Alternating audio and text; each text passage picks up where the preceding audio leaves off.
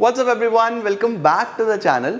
Last class में मैंने आप लोगों को टोटल कॉस्ट्स के बारे में पढ़ाया था. आज की क्लास में हम लोग एवरेज कॉस्ट के बारे में पढ़ने वाले हैं. एवरेज कॉस्ट भी 3 तरीके की होती है, जैसे टोटल कॉस्ट भी 3 तरीके की होती थी. तो this is going to be a very interesting class. मेरे साथ साथ नोट्स बनाना, साथ साथ तैयारी करना और कॉस्ट के बेसिक्स मजबूत करना. जिसको इसके बेसिक्स आ गए उसके लिए ईजी है, अदरवाइज बच्चों को ये थोड़ा सा डिफिकल्ट लगता है. तो चलिए जल्दी से शुरू करते हैं इस इंटरेस्टिंग टॉपिक को. Let's begin.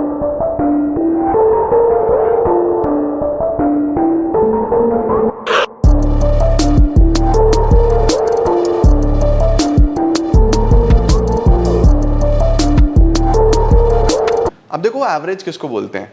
एवरेज बोलते हैं पर यूनिट कॉस्ट को, कि एक यूनिट पे कितना खर्चा आ रहा है. जैसे फॉर एग्जांपल मैं बात करता हूं किसी क्रिकेटर की. Let's talk about Virat. ठीक है, अब विराट भाई साहब आए मैच खेलने के लिए और पहले मैच में ही स्कोर्ड 60 रन्स. ठीक है, पहले मैच में उन्होंने बनाए 60 रन. 60 रन पहले मैच में बनाए. सही, तो एवरेज अभी एक ही मैच खेला तो 60 का आ रहा होगा. दूसरे मैच में ही स्कोर्ड 40 रन्स, तो टोटल उनके 100 हो गए.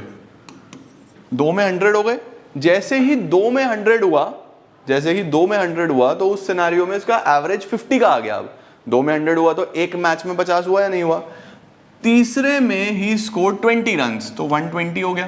तो एवरेज आया 120/3 40 का, 100/2 50 का, 60 का.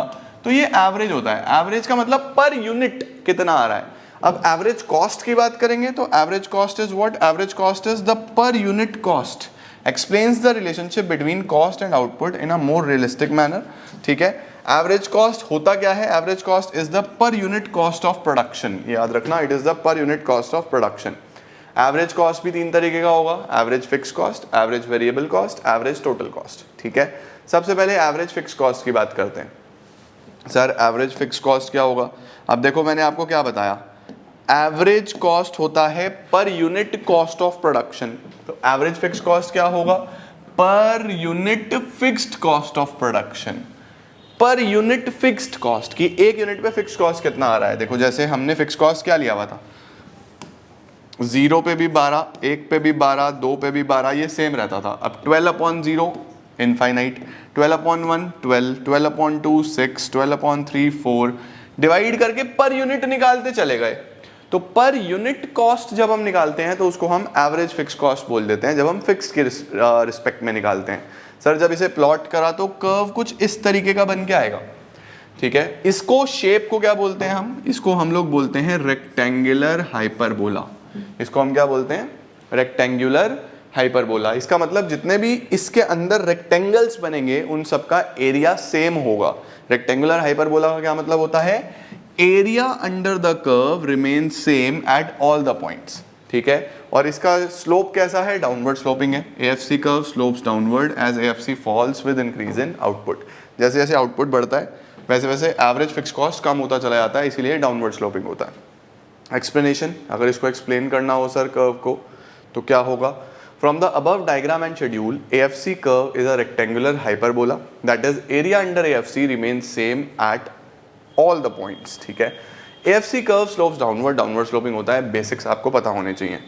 अब एक इंपॉर्टेंट पॉइंट आता है, क्या AFC curve x या y एक्सिस को कभी टच करेगा. तो the answer will always be no.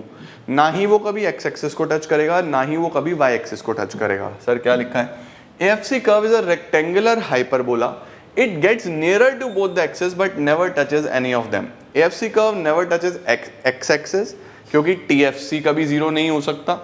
दूसरा, वो कभी भी y एक्सिस को टच नहीं करेगा because zero level of output पे TFC पॉजिटिव होगा और कोई भी positive value divide by zero will become infinite, है ना.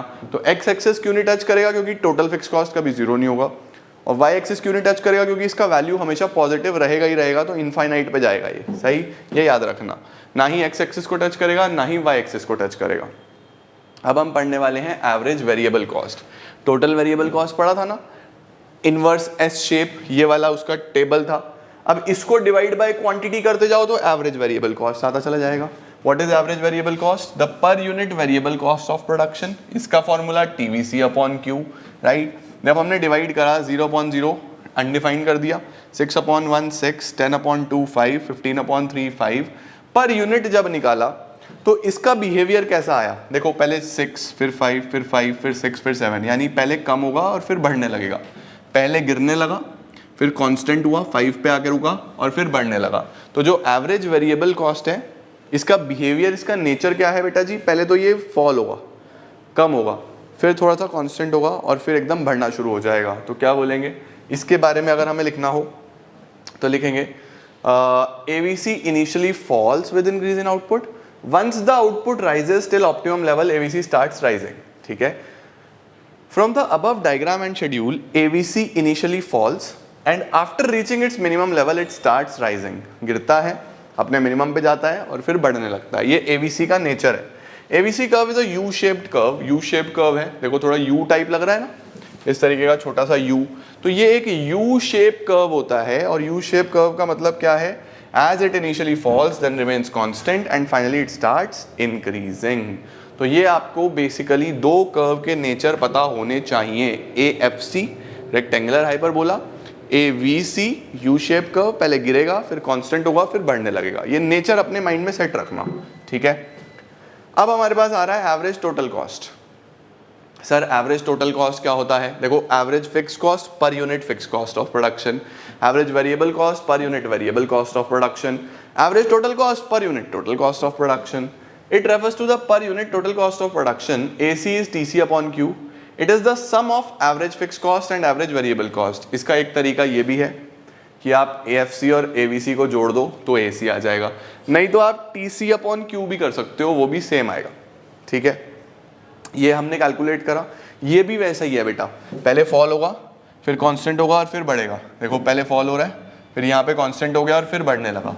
क्या है जी, In the above diagram and schedule, AC curve is a U-shaped curve, फिर से U-shaped curve, initially falls, after reaching its minimum starts rising. Same, बिल्कुल same behavior है।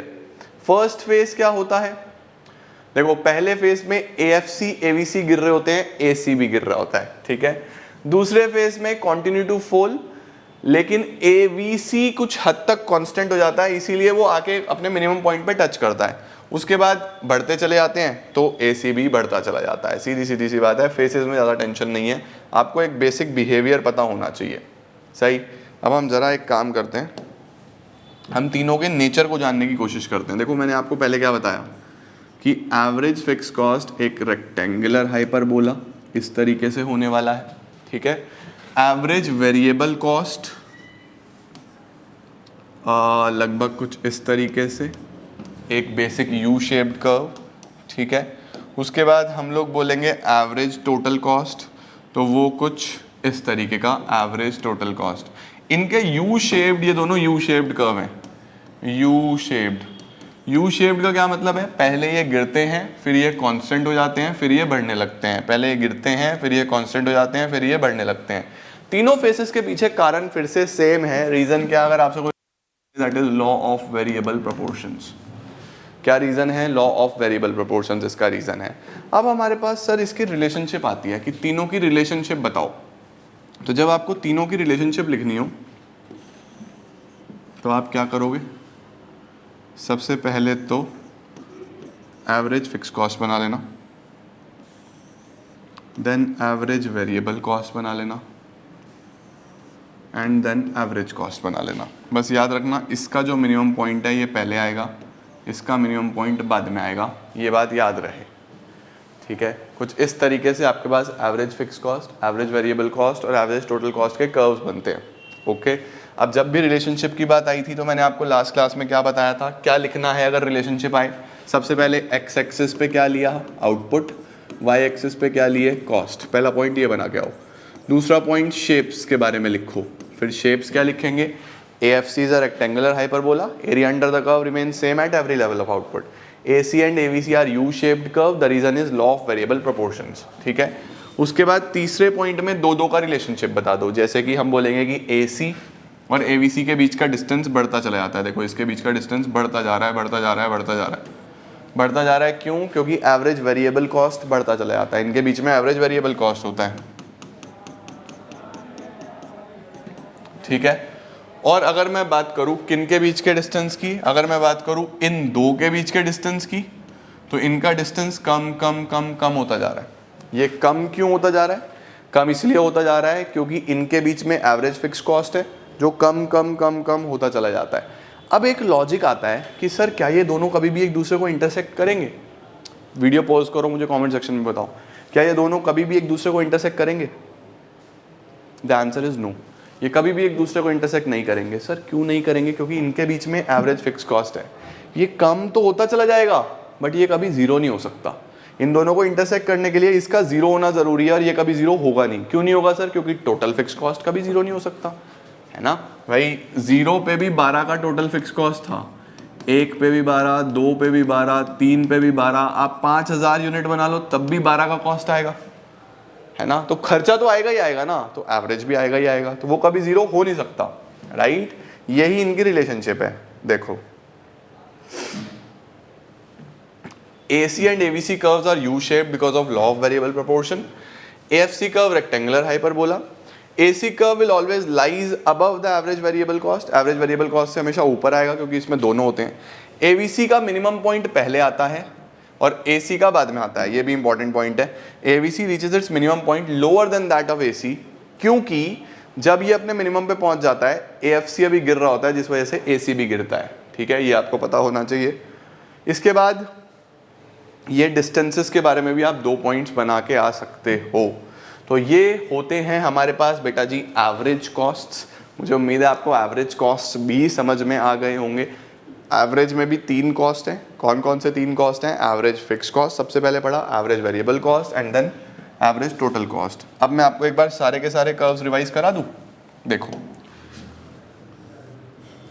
या एक काम करता हूं, मैं कर्व बनाता हूं, ठीक है। तुम लोग मुझे कमेंट सेक्शन में बताना मैंने ABCDEF कौन कौन से कर्व्स बनाए हैं, सही। कमेंट सेक्शन में बताना। सबसे पहला कर्व ये बना दिया मैंने, दूसरा कर्व ये A है, ये B है, ये C है,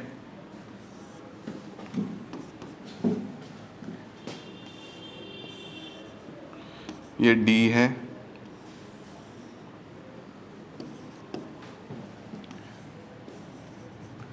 ये E है,